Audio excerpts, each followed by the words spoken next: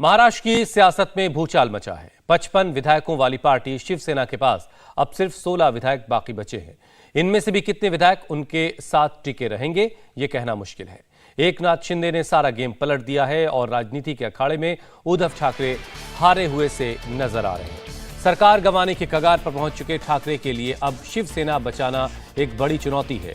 महाराष्ट्र की राजनीति का centre point Mumbai to Guwahati via Surat बन चुका है और मुख्यमंत्री अपने सरकारी आवास से मातोश्री शिफ्ट हो चुके हैं।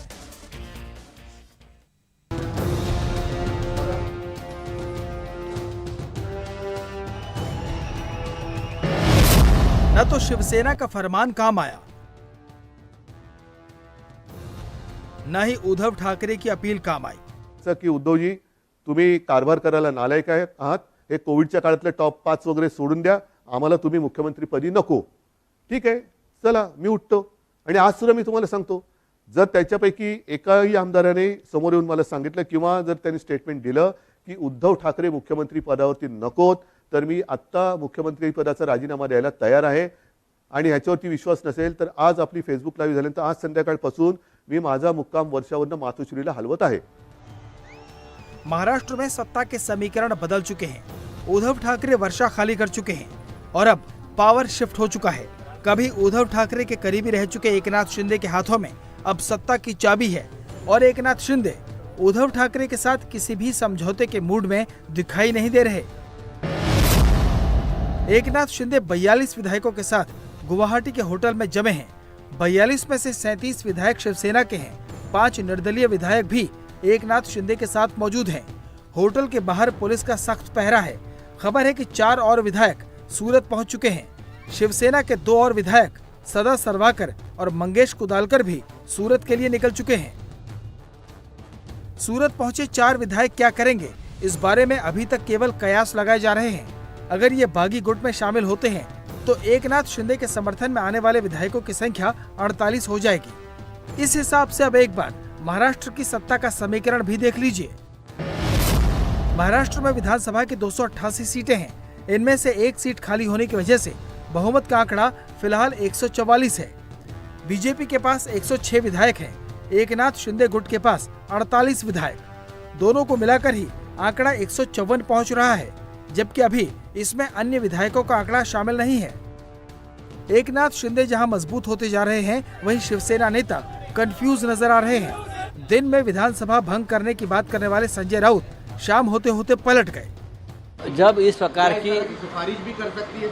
प्रकार की स्थिति किसी राज्य में निर्माण होती है तो मैंने देखा है, ये इतिहास है राजनीति कि विधानसभा भंग की जाती है। महाराष्ट्र की स्थिति कुछ ऐसी बनी हुई है, ऐसी कोई बात नहीं हो गई है। मैं आपको बताता हूँ, ये आप गलत न्यूज चला रहे हो जी। पर मुख्यमंत्री उद्धव ठाकरे जी है और रहेंगे। फ्लोर ऑफ द हाउस पर अगर मौका मिला तो हम बहुमत सिद्ध करके दिखाएंगे। लेकिन देर रात जब उद्धव ठाकरे ने अपने सरकारी बंगले वर्षा से सामान समेट लिया, तब इस बात पर मोहर लग गई कि अब सत्ता के समीकरण बदल चुके हैं और शिवसेना ने हार मान ली है। एकनाथ शिंदे ने शिवसेना पर भी अपना दावा कर दिया। शिंदे ने साफ संकेत दिए हैं कि उन्होंने बाला साहब ठाकरे की शिवसेना को न छोड़ा है और न छोड़ेंगे। सभी लोग जो है, हम बाला साहब ठाकरे जी का जो हिंदुत्व है इस और उनकी जो भूमिका है उसको हम लोग आगे ले जाना चाहते हैं। मुझे किसके ऊपर टीका टिप्पणी नहीं करनी है।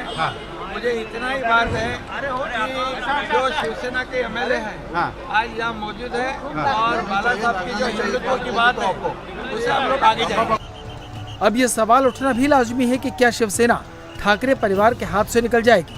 गुवाहाटी के होटल में इसके लिए एकनाथ शिंदे पूरी प्लानिंग कर रहे हैं। वो अपने साथ आने वाले विधायकों को समझा रहे हैं कि असली शिवसेना वही है। लगातार यहाँ पर एकनाथ शिंदे उनके साथ जो विधायक उनको ये समझा रहे हैं, उनसे एक एक करके मिल रहे हैं और रणनीति बना रहे हैं और सबको ये भरोसा दे रहे हैं कि असली शिवसेना हम हैं और किसकी क्या क्या जिम्मेदारी है। और उनको ये बता रहे हैं कि आप लोग ही असली शिवसेना हो, क्योंकि जो मौजूदा शिवसेना है जिसकी अगुवाई फिलहाल उद्धव ठाकरे कर रहे हैं वो हिंदुत्व का रास्ता छोड़ चुकी है। और जिस दिन उसने कांग्रेस के साथ समझौता किया था, एनसीपी के साथ मिलकर सरकार बनाया था, उसी दिन से उसने हिंदुत्व का रास्ता छोड़ दिया था। वो हिंदुत्व का रास्ता जो कि बाला साहब ठाकरे ने दिखाया था और जिसको लेकर शिवसेना को कट्टर हिंदुत्व वाली पार्टी और कट्टर राष्ट्रवादी पार्टी कहा जाता था। लेकिन शिवसेना के नेता अरविंद सावंत ने कहा कि ये शिवसेना के लिए कोई नई बात नहीं है और इससे पार्टी के लिए कोई खतरा नहीं है।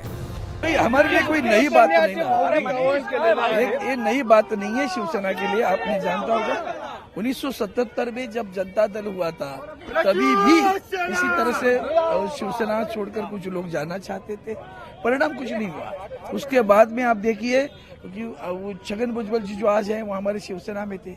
1992 के दरमियान उन्होंने छोड़ी थी, 95 में तो हम सत्ता पे आ गए। फिर तो ये होता रहता है राजनीति में। बदलते राजनीतिक हालात को देखते हुए ये तो साफ है कि अब राज्य में महाविकास आघाड़ी के हाथों से सत्ता खिसक गई है। इसमें सबसे बड़ा नुकसान शिवसेना को ही हुआ है। सरकार गंवाने के कगार पर पहुंच चुकी शिवसेना के सामने अब सबसे बड़ी चुनौती पार्टी को बचाने की है। इंडिया टीवी हर वक्त हर जगह डाउनलोड करने के लिए सर्च करें India TV news Google play store या ऐप स्टोर पर।